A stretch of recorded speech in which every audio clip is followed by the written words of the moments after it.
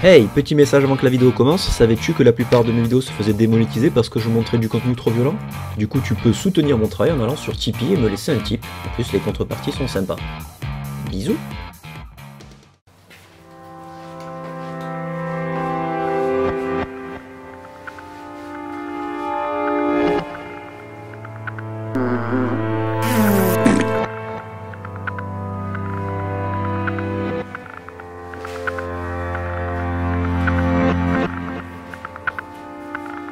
Bonjour, c'est Drawer et aujourd'hui nous allons parler d'un film assez répugnant de Pier Paolo Pasolini de 1976. J'espère que vous n'êtes pas en train de regarder cette vidéo en mangeant, sinon... bon appétit. Générique.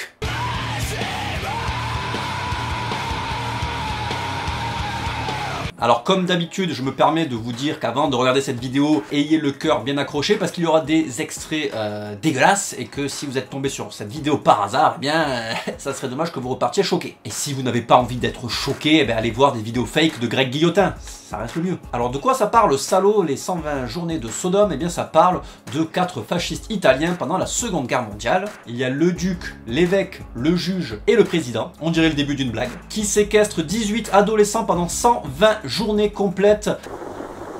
Faible créature enchaînée, destinée à notre plaisir.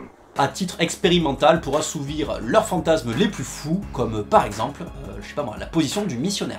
Ah ouais quand même ouais. Ah c'est chaud hein.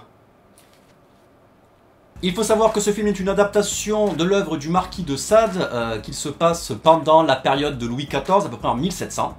D'ailleurs Sade a écrit son bouquin La prison de la Bastille en 1785. Et tout ça c'est de l'histoire, voilà. Vous en battez peut-être les couilles, mais je vous le dis. Alors Salaud, c'est pas seulement une insulte. Hein. Si, c'est une insulte, mais c'est aussi une ville italienne fasciste dans laquelle se déroule l'action. Créée par Mussolini himself entre 43 et 45 en Italie. Hein. Alors 43-45, tu connais cette époque où tu pouvais dénoncer ton voisin aux Allemands. On était bien. Le film est divisé en 4 parties intitulées respectivement le vestibule de l'enfer, le cercle des passions, le cercle de la merde et le cercle du sang. À travers ces 4 chapitres, nous verrons la haute bourgeoisie italienne fasciste qui va effectuer toutes sortes de sévices sur des adolescents.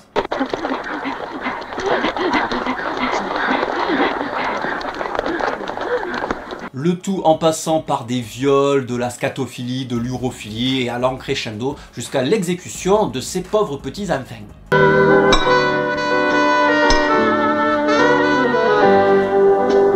Carlo, mets tes doigts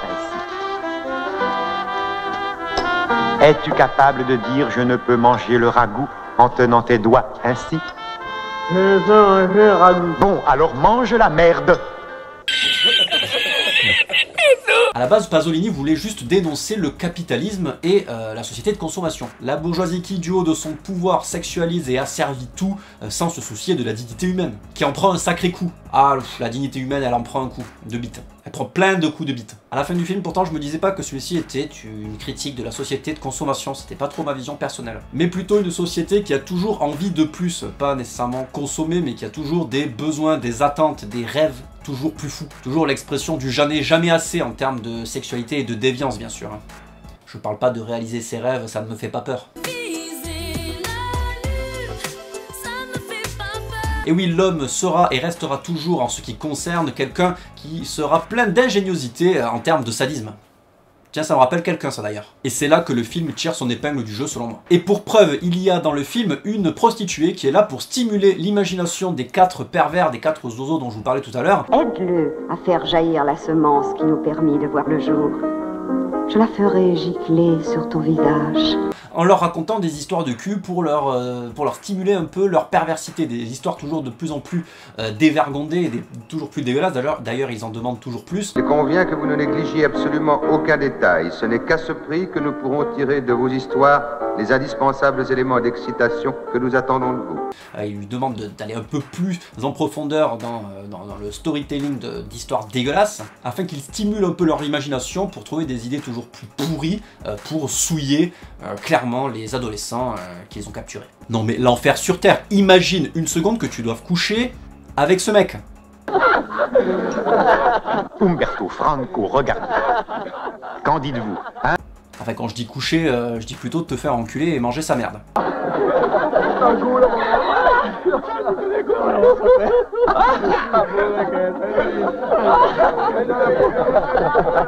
Non, je suis désolé, tu passes pas un bon moment. Non, non, non, non. Ce regard qui en dit tellement. Le film sera donc une série de sévices qui va se terminer avec un final grand guignolesque où tous les adolescents vont finir par crever sous le regard des tortionnaires qui vont les regarder avec des jumelles.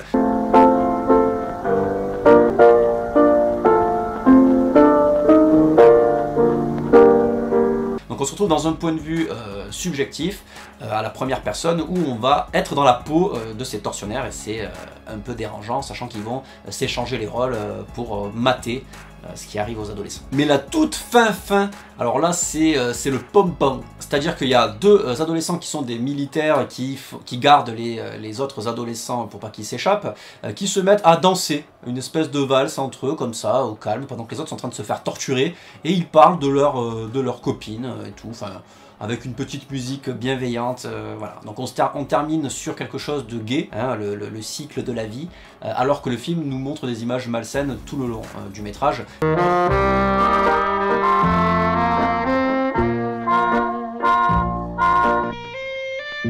Si le film avait terminé sur une image horrible, je pense pas que le film aurait eu autant d'impact de nous d'ailleurs même.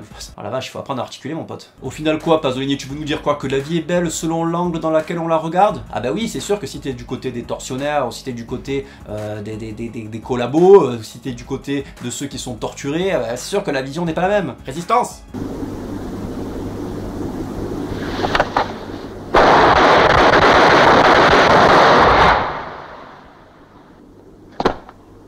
Bon allez, je propose qu'on apprenne quelques petits trucs avec les fun facts. Fun fact!